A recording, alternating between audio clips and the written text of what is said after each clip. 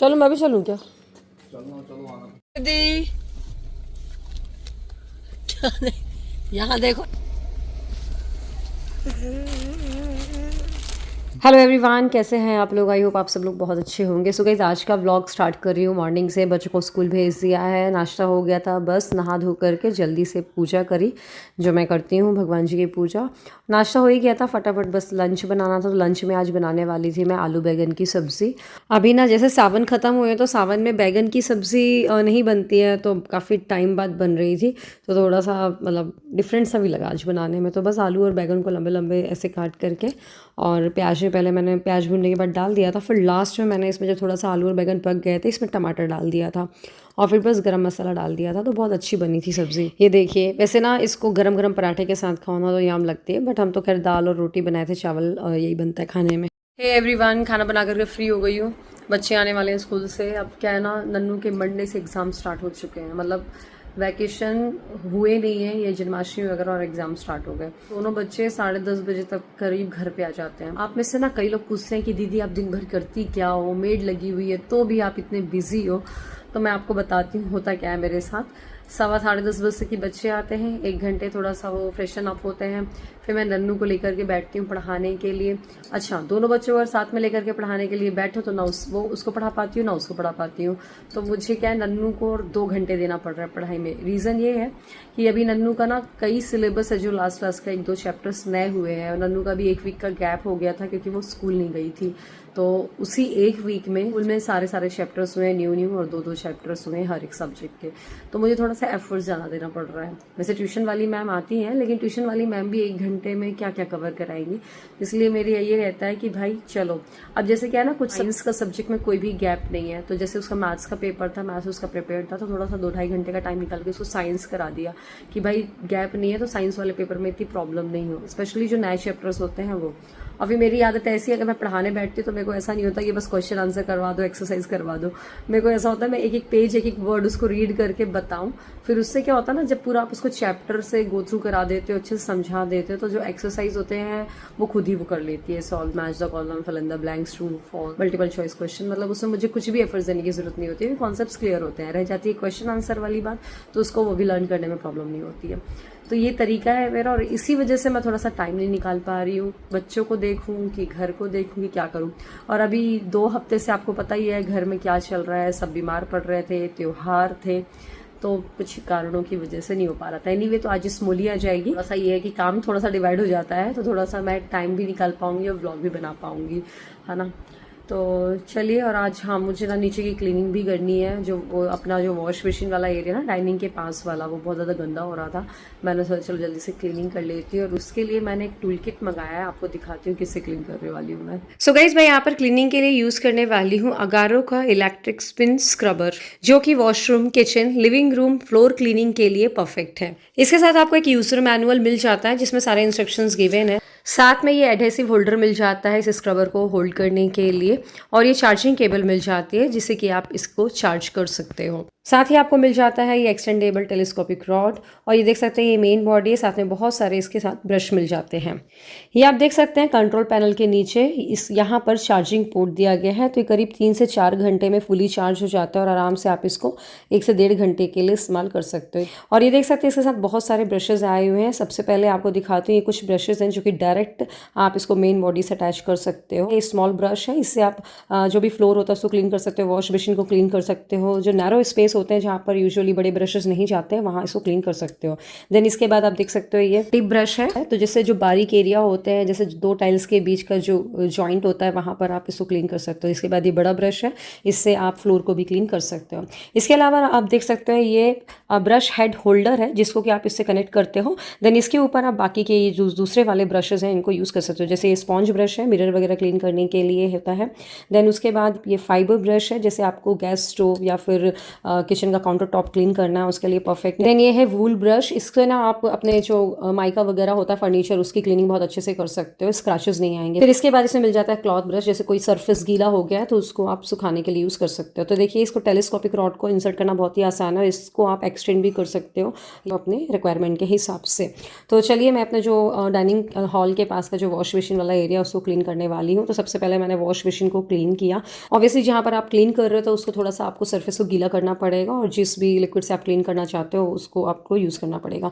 सो यहाँ पर मैंने टिप ब्रश लिया है वॉश बेसिन का जो सेंटर वाला एरिया है उसको अच्छे से क्लीन करने के लिए। ये देखिए फिर इसके बाद बढ़िया चमक गया है। फिर इसके बाद मैंने इसके सरफेस को, जैसे यहाँ पर ग्रेनाइट लगा हुआ है तो इसको मैंने बड़े वाले ब्रश से क्लीन किया। और जो वॉश बेसिन के पीछे का एरिया है ना वहाँ पर ये वाला ब्रश नहीं जा पा रहा था तो इसके लिए फिर मैंने छोटा वाला ब्रश यूज़ किया था।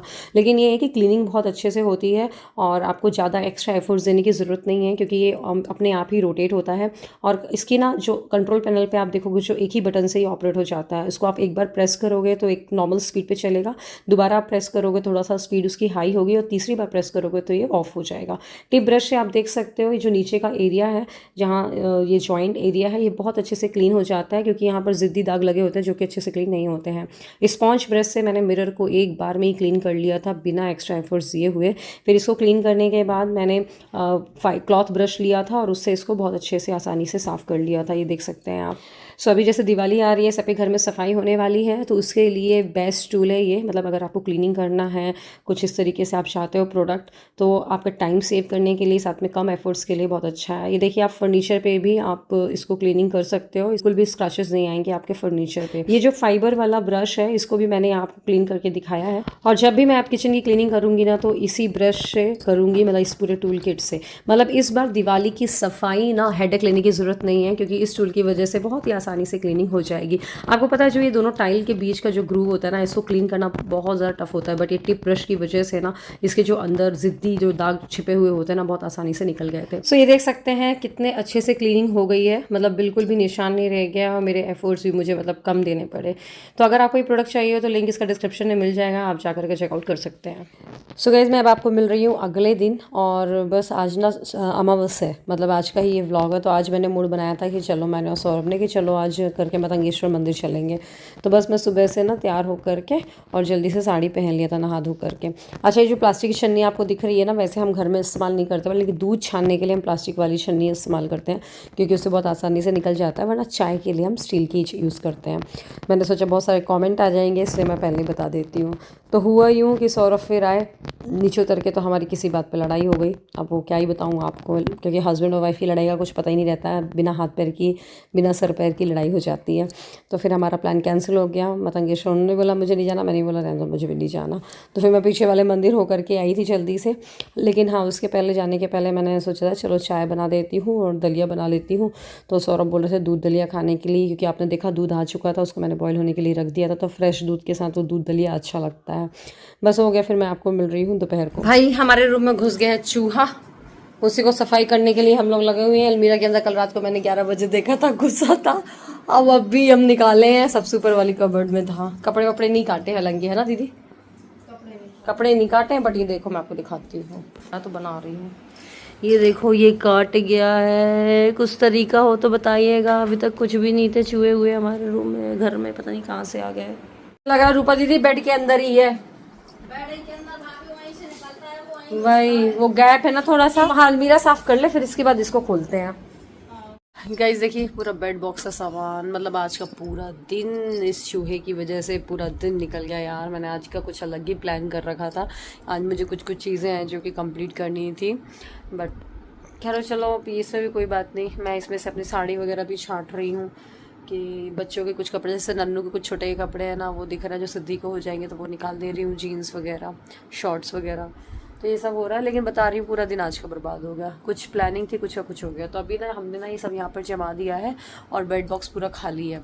तो हम लोग को यही डाउट है कि वो इसके अंदर ही गया है, पता नहीं कहाँ गया। तो अब उसमें ना थोड़ा दवाई वही डलवा दें, ये सोच रही हूँ रखवा दें। फिर उसके बाद इसको कल जमाएंगे। आज वैसे भी हिम्मत नहीं, अब छाँट लें पूरा सामान, उसके बाद फिर कल देखा जाएगा जमाने का। इसलिए ये जो सामान है जिसमें लहंगा वगैरह रखे हैं, साड़ी वगैरह रखी है, वो बिल्कुल एज इट इज़ हमने जमा दिया है। ठंड के कपड़े रखे हुए हैं।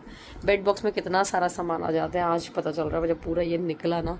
अभी देखो उस साइड में देखो अभी यहाँ पर इतना सारा सामान रखा सामान फैला हुआ है।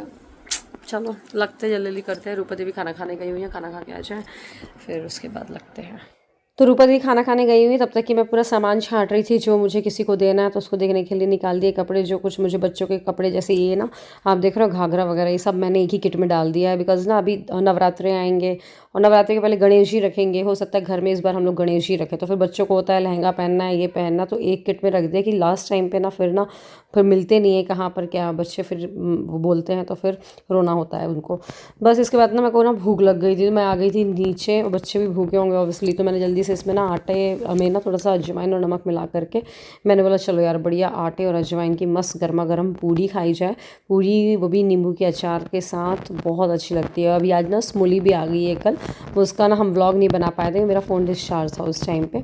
तो स्मूली भी बढ़िया ना मस्त वाली गुजिया लेकर के आई है, तो मैंने तो गुजिया भी खाई साथ में, तो मज़ा ही आ गया खा के।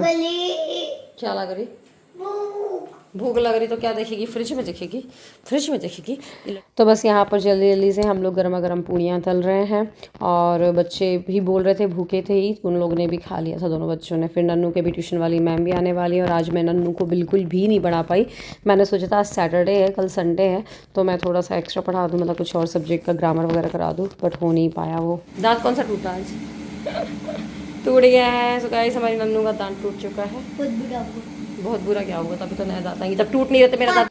तो बस यहाँ पर नन्नू आप सबसे बात कर रही थी, उसका दांत टूट चुका था, तो नन्नू की पढ़ाई की बात मैं कर रही थी कि चलो ठीक है, मैं ना उसको रात को क्या करूँगी, ग्रामर की पूरी एक्सरसाइज लिख करके दे दूँगी, वो उसको सॉल्व कर लेगी, मतलब जो मतलब आंसर्स होते हैं ना वो लिख लेगी, तो इस तरीके से उसका पूरा प्रैक्टिस हो जाएगा। क्योंकि इंग्लिश ग्रामर में वही है, मेनली एक्सरसाइज ही होती है, उसमें ऐसा कुछ थ्योरेटिकल तो आता नहीं है।